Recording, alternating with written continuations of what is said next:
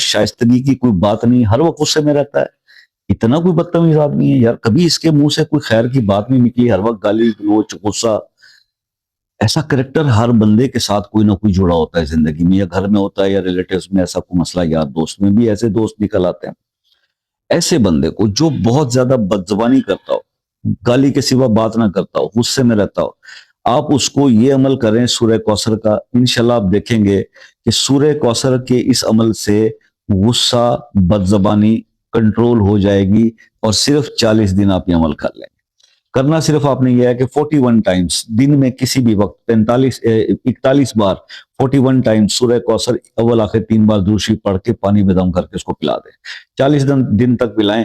گالیاں دینا، غصہ کرنا، بدتمیزی کرنا بھول جائے گا، انسان بن جائے گا. اگر میری طرح وہ بدتمیز ہے، بات غصے سے کرتا ہے، اس کو کوئی ایٹیکیٹس نہیں ہے، تو آپ یہ دیکھیں گے